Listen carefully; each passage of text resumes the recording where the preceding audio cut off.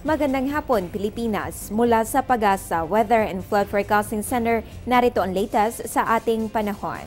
Sa oras na ito, check po natin ang latest weather forecast ng Pag-asa. Ayon po dito, ang northeast monsoon pa rin ang dominant weather system na nakakaapekto sa May Luzon. Asahan po ang maulap na kalangitan na may mga pag-uulan sa mga rehiyon ng Cagayan Valley, Cordillera, Calabarzon, Bicol at sa mga probinsya ng Mindoro, Romblon at Marinduque. Habang ang Metro Manila at ang natitirang bahagi ng Luzon, asahan lamang ang isolated light rains. Bukod sa pag-iral ng northeast monsoon, meron rin pong wind convergence dito sa May Visayas kung saan makakaranas rin po tayo dyan ng light to moderate rain showers sa mga susunod na oras. Sa kabilang banda itong Mindanao, makakaranas naman ng bahagya hanggang sa maulap na kalangitan na may pulo-pulong pag-uulan o pagkidlat pagkulog. Kaya mas mainam po na magdala ng payong saan man ang iyong lakad ngayong Biyernes. Samantala sa ating paghihintay ng onset ng panahon ng tag-init, minomonitor na po natin ang pinakamamataas na temperatura sa ating bansa.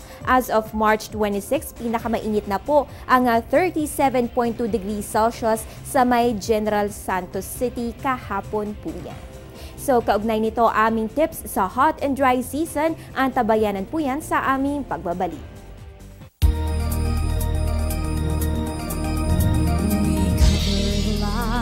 Of all the people, the news that you read comes alive in each page. We are committed to make your lives better. We're going strong because of you. Cebu Daily News. Cebu Daily News. Cebu Daily News. We tell it as it is.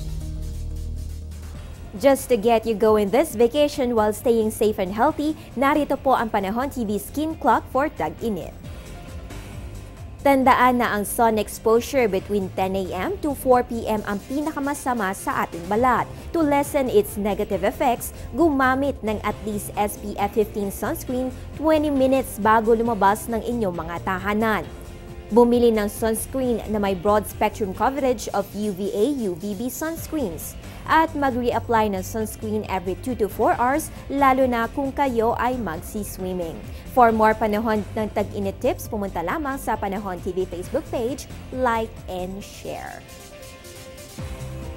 At yan po ang latest mula dito sa Pag-asa. Ugaliin mag-monitor ng weather conditions sa pamamagitan ng Panahon TV Facebook at Twitter accounts. Ang tabayan na rin ng aming susunod na update mamaya sa News at 6. Ang update na ito ay hatid sa inyo ng Panahon TV Express kung saan walang pinipiling panahon ang pagbibigay impormasyon. Ako po ang inyong weather girl April Enerio. Magandang hapon.